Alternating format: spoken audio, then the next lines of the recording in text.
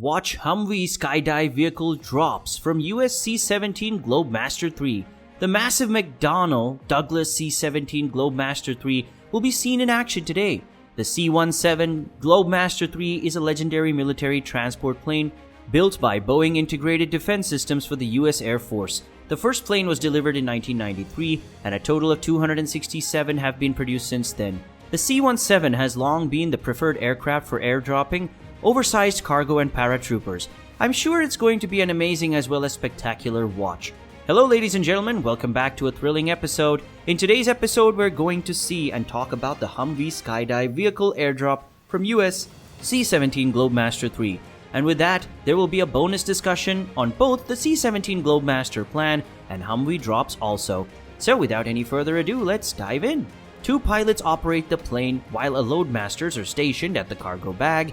After going through the takeoff checklists and checking out the engine, the C-17 can lift up to 164,900 pounds and can stack wheeled and palletized products side by side in side-by-side rows. Through the ram door, the US Army's main battle tank and one Abrams may fit into the aircraft, while a few Humvees and other vehicles can be carried effortlessly. The C-17 can drop up to 110,000 pounds in a single drop or 60,000 pounds in a series of drops. Let's have a brief look at what we are talking about, the Humvee airdrop. The US Army and US Marine Corps power projection is represented by the Humvee. It is without a doubt the most recognizable, storied, and well-known piece of US military weaponry. Humvee stands for High Mobility Multipurpose Wheeled Vehicle, or HMMWV, as it is most often known. Since 1984, AM General has been producing an exceptionally broad SUV-sized 4x4 vehicle. Close to 3 lakh vehicles have been made to date, and this large number, combined with a butcher-like appearance, has developed a cult among the military fraternity all across the Western world, akin to that of the Land Rover Defender, the Wolf. It served as the backbone of the US forces all around the world. The Humvee was there whenever the United States went.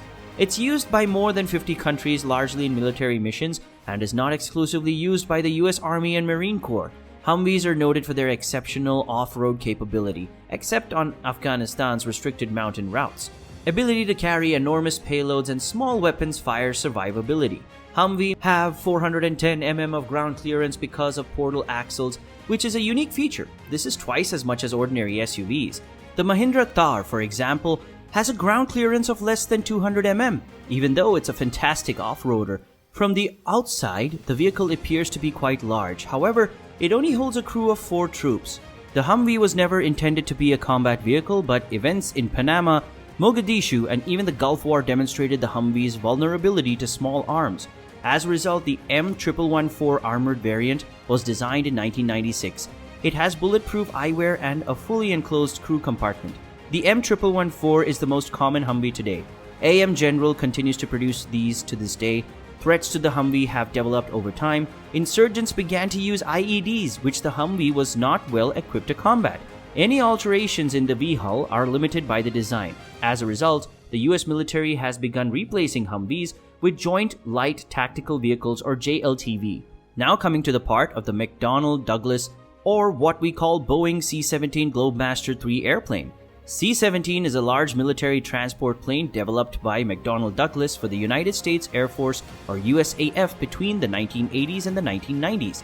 The C-17 is the successor to the Douglas C-74 Globemaster and Douglas C-124 Globemaster II, two prior piston-engined military cargo planes. The C-17 is used for tactical and strategic airlift missions, moving troops and supplies around the world, as well as medical evacuation and airdrop missions. It was created to take the position of the Lockheed C-141 Starlifter and to perform some of the functions of the Lockheed C-5 Galaxy. Following the merger with the McDonnell Douglas in 1997, Boeing continued to produce C-17 planes. The transport is used by the United States Air Forces, Indian Air Force, the United Kingdoms, Australia's, Canada's, Qatar's, the United Arab Emirates, Kuwait, and the Europe-based international organization Heavy Airlift Wing. On November 29, 2015, the final C-17 was constructed at the Long Beach, California factory and flown. The C-17 Globemaster III is a strategic transport plane that can fly cargo close to a battleground. Increased air mobility needs, particularly for large or heavy non palletized outside goods have increased the size and weight of the US mechanized artillery and equipment in recent decades. It has a length of 174 feet, that's 53 meters, and a wingspan of 169 feet 10 inches, that's 51.77 meters, and it is made up of around 8% composite materials, primarily in the secondary structure and control surfaces. 4 Pratt & Whitney F117 PW100 turbofan engines based on the commercial Pratt & Whitney PW2040 used on the Boeing 757 power the C-17. Each engine has a thrust rating of 40,400 pounds, that's 180 kN. The thrust reversers on the engine send engine exhaust air upwards and forward, lowering the risk of foreign object damage from runway debris ingestion, while also delivering enough reverse propulsion to back up the plane while taxiing. In maximum rate descents, the thrust reversers can also be used in flight at idle reverse for extra drag. Up to 10% fuel savings were observed in vortex surfing tests conducted by 2 C-17s. The landing gear of the Royal Australian Air Force C-17 at Kharkiv International Airport for cargo operations. The C-17 requires a 3-person crew, the pilot, the co-pilot, and the loadmaster. The cargo compartment measures 88 feet, that's 27 meters in length, 18 feet, 5.5 meters in width, and 12 feet, 4 inches, that's 3.76 meters in height. The cargo floor features rollers for palletized merchandise, but it may be turned to provide room for vehicles and other rolling equipment.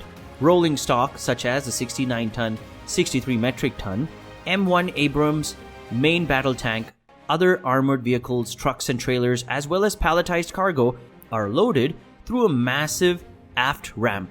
The C-17 can carry a maximum payload of 170,900 pounds, that's 77,500 kgs, 85.5 short tons, and a maximum takeoff weight of 585,000 pounds, that's 265,000 kg.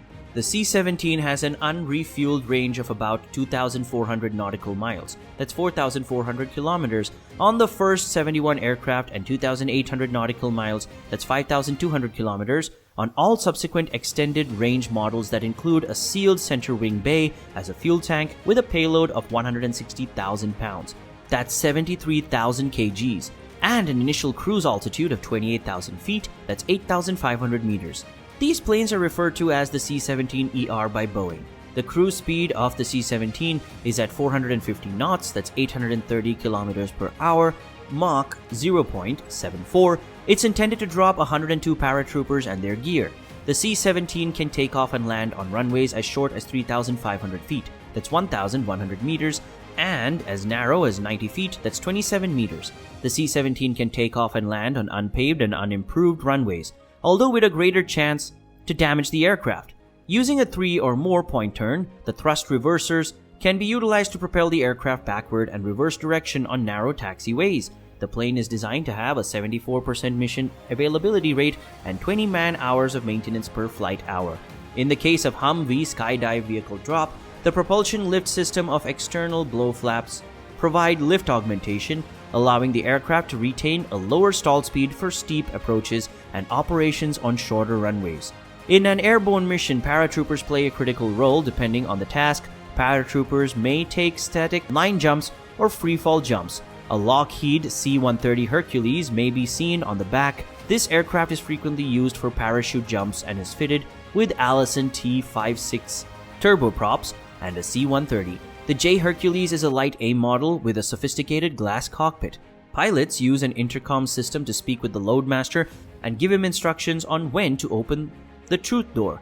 To avoid a static line becoming entangled in the door frame, the loadmaster inspects it with his hands for foreign item damage and other impediments. Static line pair sheets, also known as towed tear sheets, are used for low altitude jumps and aerial missions. During the descent, when the static lines become taut, all of the paratrooper static lines are linked to an anchor cable within the aircraft. It automatically deploys the parachute. Once all of the paratroopers have left loadmaster pools, the static lines and the deployment bags on board, the deployment bag attached to the static line remains with it while the chute and the jumper die. By flipping the surfaces with roller tracks upside down, the cargo floor of the C-17 may accommodate continuously tracked or wheeled vehicles. Flipping will provide a flat route, providing the wheels more grip. Vehicles can be offloaded with the airplane using their power through the ram door without the use of additional hoisting equipment after landing. So guys, that's all for today. Please leave us a like. Also smash the bell icon to get notified for our next updates. Thank you and take care, and I will see you again in the next one.